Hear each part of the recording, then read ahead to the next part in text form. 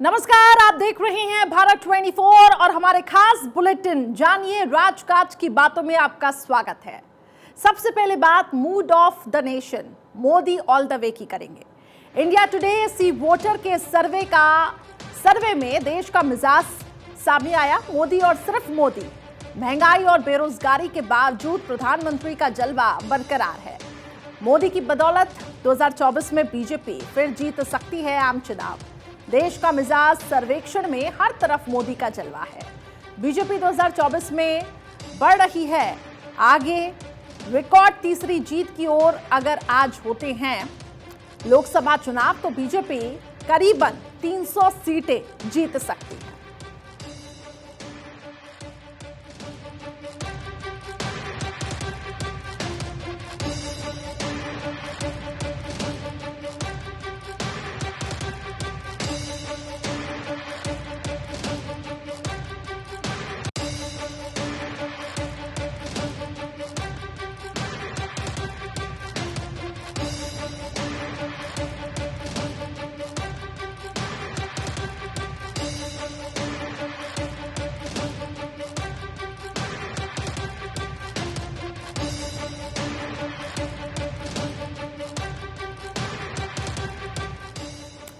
वहीं देखिए India today सी voter के सर्वे के हिसाब से देश का मिजाज बीजेपी में मोदी के बाद पीएम सबसे योग्य उम्मीदवार का सर्वे। 26% अमित शाह और 25% लोगों ने पसंद किया है योगी आदित्यनाथ को। 16% नितिन गडकरी और 6% लोगों का मत राजनाथ सिंह के पक्ष में है। वहीं निर्मला सीतारमण के पक्ष में सिर्फ 4% लोगों ने समर्थन किया।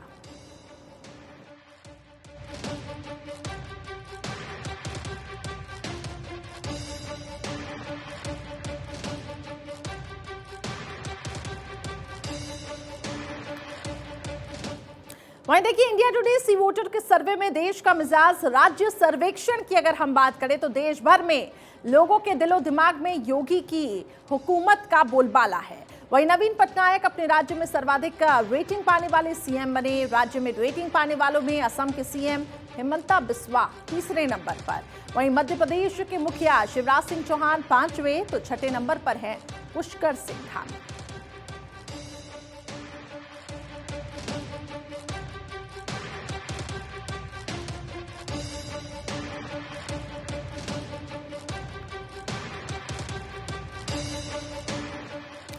और अब बात मूड ऑफ द नेशन सर्वे में योगी आदित्यनाथ के डंके की। इंडिया टुडे सी वोटर के सर्वे में योगी का डंका। 39.1% लोगों ने योगी को माना बेस्ट परफॉर्मिंग चीफ मिनिस्टर। सर्वे में योगी आदित्यनाथ बने हैं सबसे बेहतर और लोकप्रिय मुख्यमंत्री। सर्वे में अलग अलग राज्यों के लोगों से सीएम को लेकर सवाल पूछे गए थे। देश के 30 मुख्यमंत्री में बेस्ट परफॉर्मिंग सीएम बने मुख्यमंत्री योगी आदित्यनाथ।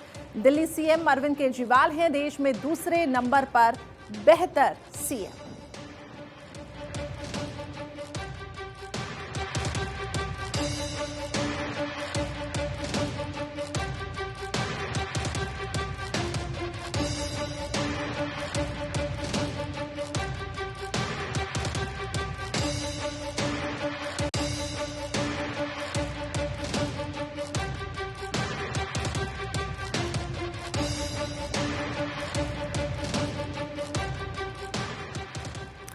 लोग तो खुश हैं। इंडिया टुडे सी वोटर के सर्वे में देश का मिजाज हालांकि आर्थिक अनिश्चितता पर और कई मुद्दे करते हैं लोगों को परेशान, लेकिन 70% लोग मोदी सरकार के कामकाज से बेहद खुश हैं।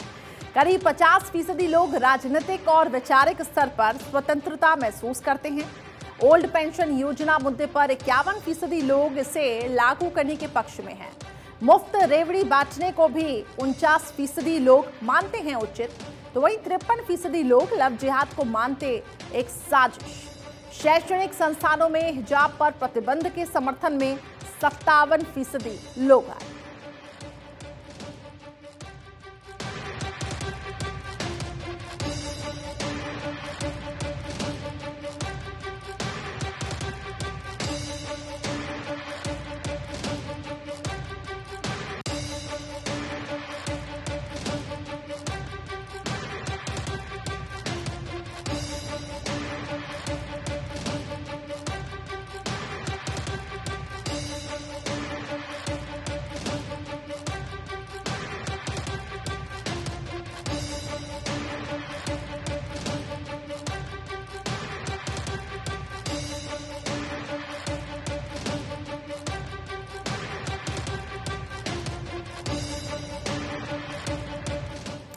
अडानी निवेशकों का रुझान अब रिलायंस की ओर। जानकार सूत्रों ने बड़ा खुलासा किया। अडानी की ग्रीन एनर्जी में अरबों का निवेश करने वाले अब रिव्यू कर रहे हैं।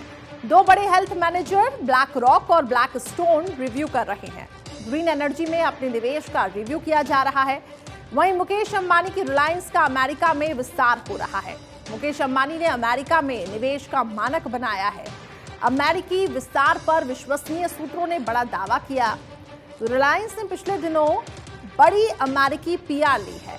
इस कंपनी की सेवा ली है। रिलायंस का अमेरिका में विस्तार कराना इसका कारण है। पिछले महीने मुकेश अंबानी वॉशिंगटन डीसी पहुंचे थे। मुकेश अंबानी के सम्मान में सीनेटर ने ब्रेकफास्ट भी रखा था। ब्रेकफास्ट में कुल 8 अन्य सीनेटर भी शामिल हुए थे। सीनेटर ने अंबानी को निवेश में आमंत्रित किया। मुकेश अंबानी ने कहा, Reliance is always your friend.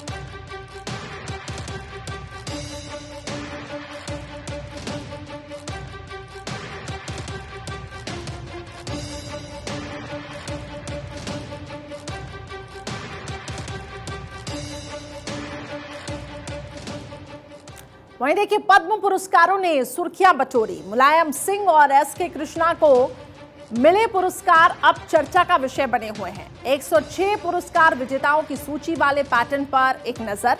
Maharashtra की झोली में सबसे अधिक 11, तो कर्नाटक के हाथ में 8 पुरस्कार लगे। दिल्ली को 3, गुजरात को 7, तेलंगाना को 5 पुरस्कार मिले। दक्षिण की बात करें तो दक्षिण में आंध्र, तेलंगाना, कर्नाटक, केरल और तमिलनाडु को 29 पुरस्कार मिले हैं। मतलब अन्य राज्य केंद्र शासित प्रदेशों को देखते हुए ये संख्या काफी बड़ी है। इधर पंजाब, हरियाणा, हिमाचल और जम्मू कश्मीर को 4 पद्मश्री मिले, तो वहीं ओबीसी के लिए उत्कृष्ट प्रदर्शन करने वाली हस्तियों को 5 पुरस्कार मिले हैं। क्या राष्ट्रीय पुरस्कारों के वितरण में चुनावी तड़का लगा है? बड़ा सवाल।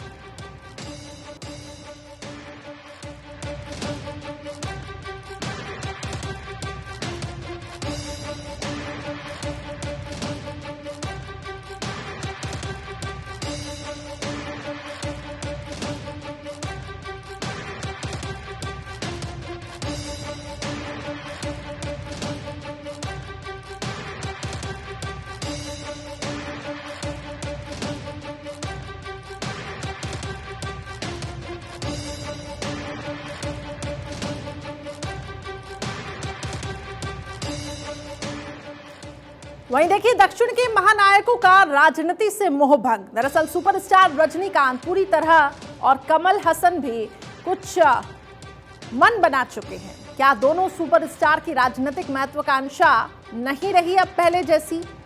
रजनीकांत चुनाव से पहले ही नई पार्टी भंग कर इससे सियासत से दूर चले गए थे, लेकिन शायद कमल हासन की राजनीति से अभी तक मोहभंग पूरी तरीके से नहीं हुआ।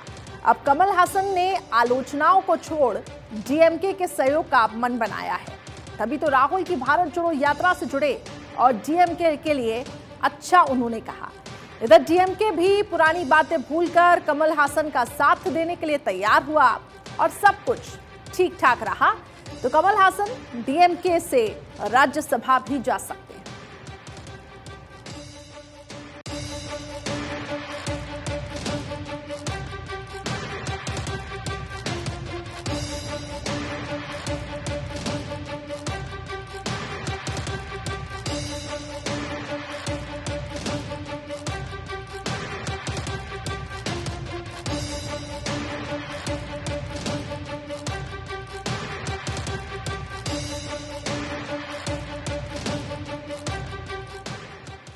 वहीं देखिए जवाहर यादव की हरियाणा सीएमओ में फिर एंट्री। हरियाणा सीएम के ओएसडी बने जवाहर यादव। खबर यह है कि सीएम मनोहर लाल खट्टर के विश्वसनीय माने जाते हैं जवाहर यादव। जवाहर के आदेशों में सीएम के प्रसाद पर्याप्त बने रहेंगे ओएसडी। फिलहाल जवाहर यादव की सेवा शर्तें जारी नहीं की गई हैं। पिछले कार्यकाल में हाउसिंग बोर्ड चेयरमैन भी यादव रह चुके हैं। हालांकि सीएम को पिछले कार्यकाल में भी जवाहर संभाल चुके हैं ओएसडी की जिम्मेदारी। सीएम के प्रिंसिपल ओएसडी नीरज दफ्तुआर की जगह अब जवाहर बने थे ओएसडी, लेकिन कई मंत्रियों और विधायकों के विरोध के चलते उन्हें ओएसडी पद से हटा दिया था।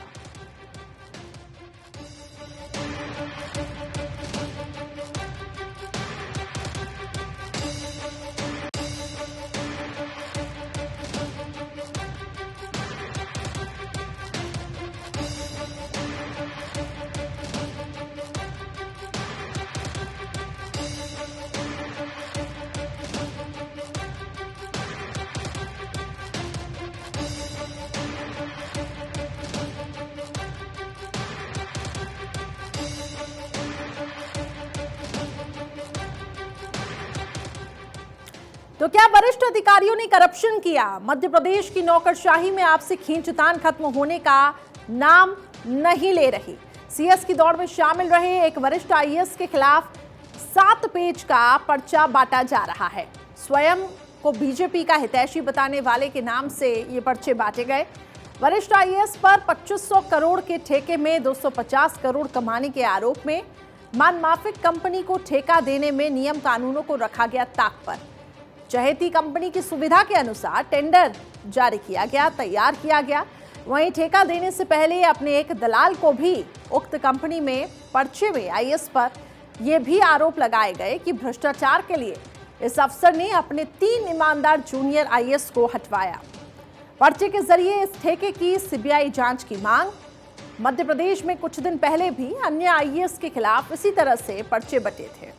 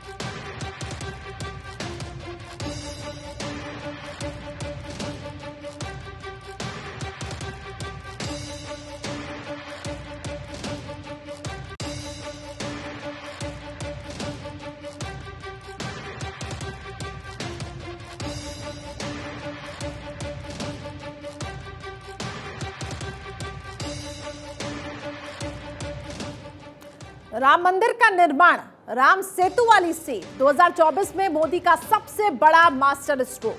2024 में 2 जगह से हुंकार भर सकते हैं मोदी। वाराणसी के साथ साथ दक्षिण की सीटों पर पीएम मोदी की नजर है।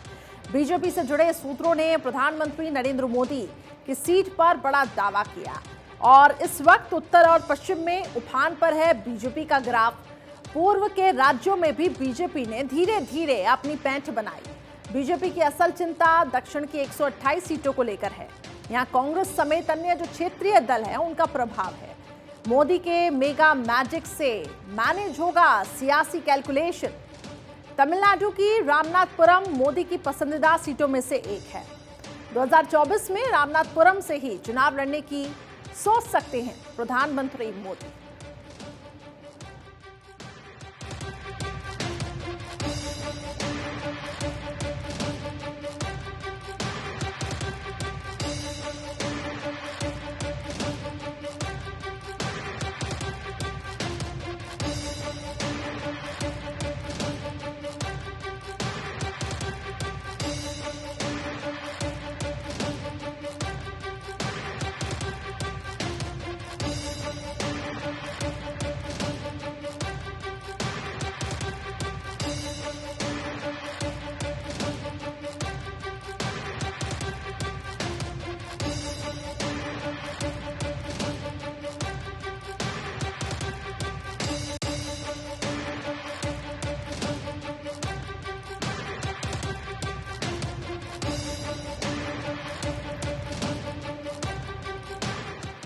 वहीं देखिए, यूपी के इतिहास का सबसे बड़ा वित्तीय बजट 2023 से 24 का बजट होगा उत्तर प्रदेश के लिए सबसे खास।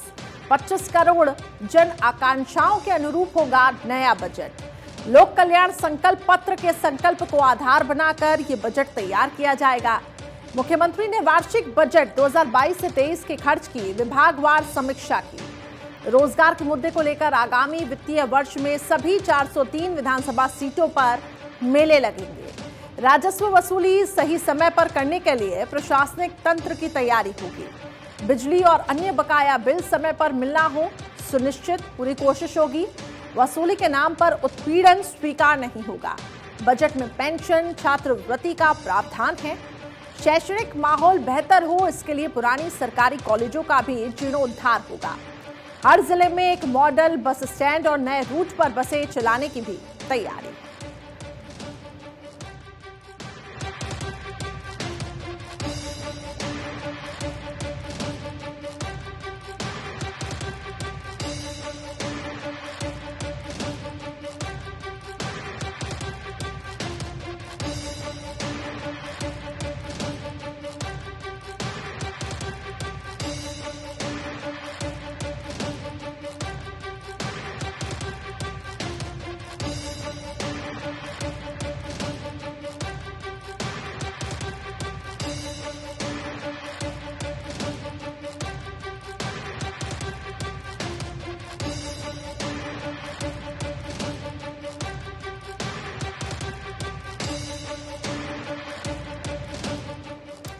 वहीं देखिए, त्रिपुरा के मुख्यमंत्री माणिक साहा फिर मैदान में। टाउन बोरदावली से बीजेपी के टिकट पर भाग्य आजमाएंगे माणिक साहा। वहीं केंद्रीय मंत्री प्रतिमा भौमिक को धनपुर सीट से टिकट दिया गया।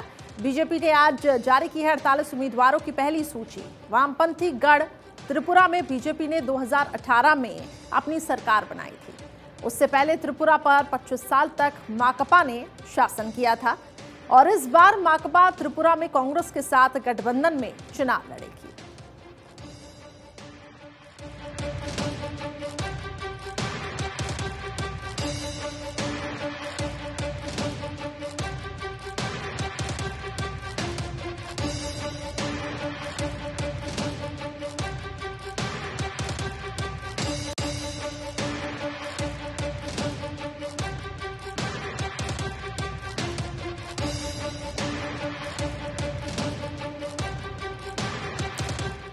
वहीं देखिए, त्रिपुरा चुनाव में कांग्रेस के 40 स्टार प्रचारक। कांग्रेस ने अपने स्टार प्रचारकों की सूची जारी की तो 17 उम्मीदवारों की पहली सूची भी कांग्रेस ने जारी की।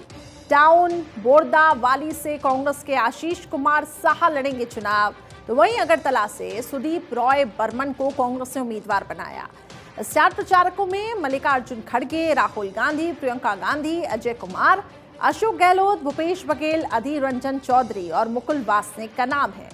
इसके अलावा सुखविंदर सुक्खू, सुदीप राय बर्मन, अब्दुल खालिक, सचिन पायलट, मोहम्मद अजरुद्दीन, अरविंदर सिंह लवली, दीपा दास, विजेंद्र सिंह, बीवी श्रीनिवास, नेता डिसूजा समेत 22 अन्य नेता स्टार प्रचारकों में चुनाव के मद्देनजर सियासी दल जुटे हुए हैं। अपनी अपनी तैयारियों में त्रिपुरा की 60 विधानसभा सीटों के लिए 16 फरवरी को मतदान होगा।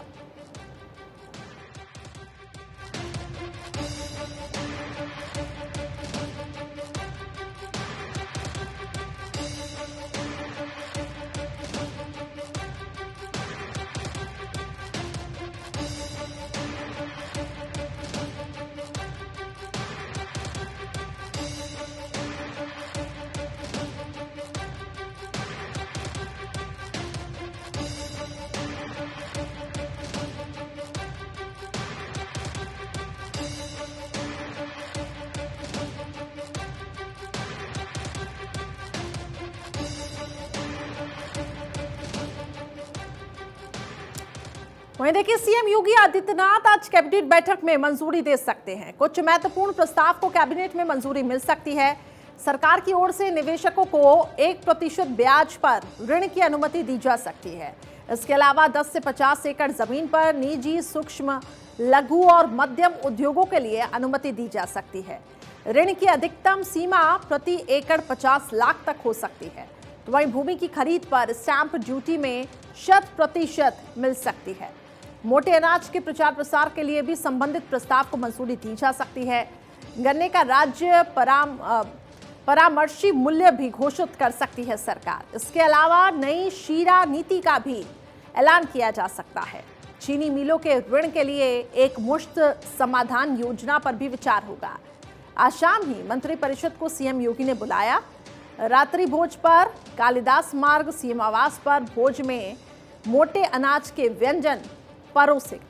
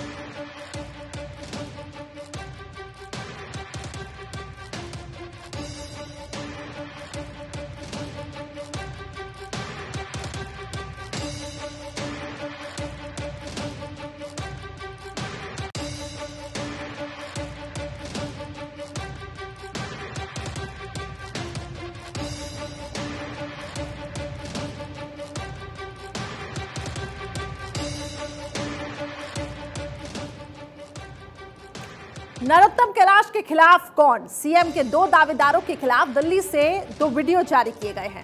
चर्चा में दिल्ली में वरिष्ठ पत्रकार प्रदीप सिंह का यूट्यूब चैनल और इन्हें माना जाता है संघ और बीजेपी समर्थक पत्रकार।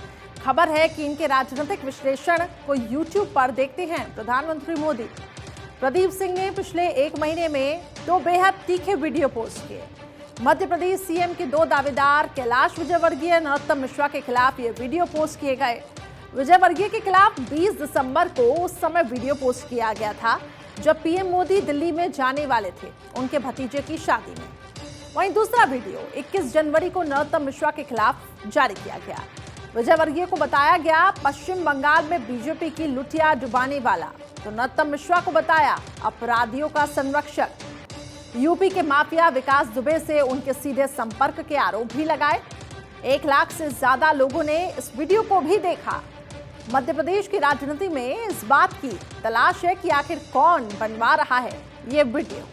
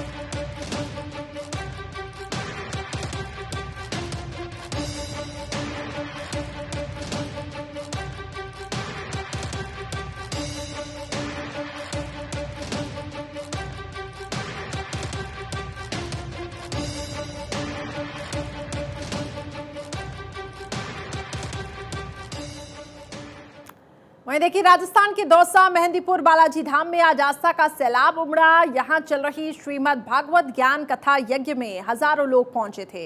इस मौके पर लोकसभा अध्यक्ष ओम बिरला, केंद्रीय मंत्री पीयूष गोयल, डॉक्टर जगदीश चंद्र धौलपुर, करौली सांसद मनोज राजौरिया और बीजेपी प्रदेश कार्यकारिणी सदस्य भूपेंद्र सैनी भी इस कार्यक्रम में मौजूद थे। इस रिपोर्ट में देखिए।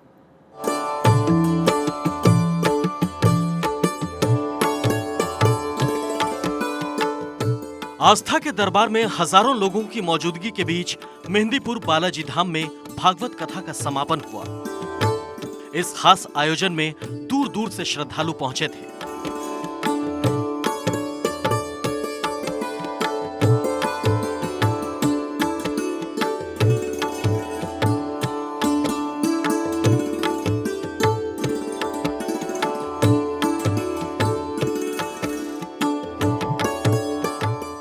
जिन्होंने भक्ति रस का आनंद लिया।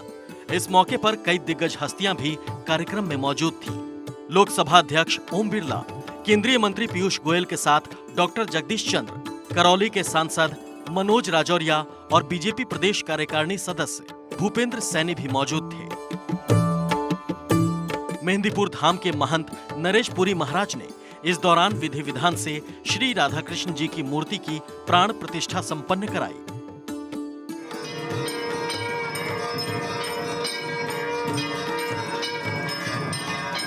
सीताराम मंदिर में मूर्ति प्राण प्रतिष्ठा और आरती के दौरान भी डॉक्टर जगदीश चंद्र मौजूद रहे। महंत नरेश पुरी महाराज ने डॉक्टर जगदीश चंद्र को श्री बालाजी महाराज और जय सियाराम का दुपट्टा पहनाकर उनका स्वागत किया। भक्ति समारोह में केंद्रीय मंत्री पीयूष गोयल और लोकसभा अध्यक्ष ओम बिरला को बालाजी की गद्दा भेंट कर और 51 किलो की फूलों की माला पहनाकर उनका स्वागत किया गया। समारोह में वीवीआईपी हस्तियों समेत हजारों की संख्या में लोग शामिल हुए।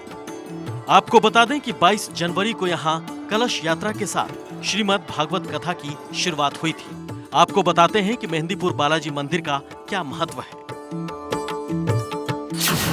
दो अति सुरम्य पहाड़ियों के बीच की घाटी में यह मंदिर मौजूद है। यहाँ हनुमान जी बाल रूप में मौजूद हैं। मेहंदीपुर बालाजी की मूर्ति के ठीक सामने भगवान राम सीता की मूर्ति है। मान्यता है कि इस स्थान पर हनुमान जी जागृत अवस्था में विराजते हैं। यही वजह है कि अगर किसी भक्त पर भूत प्रेत का साया हो तो वो मंदिर आने से दूर हो जाता है। मंदिर करीब 1000 साल पुराना है। मूर्ति के सीने के बाईं तरफ एक अत्यंत सूक्ष्म छिद्र है। छिद्र से पवित्र जल की धारा लगातार बहती है। पवित्र जल बालाजी के चरण तले स्थित कुंड में एकत्रित होता है। यह मंदिर जयपुर से करीब 100 किलोमीटर की दूरी पर स्थित है, जिसे 10 प्रमुख सिद्धि पीठों में गिना जाता है। Bureau report, Bharat 24।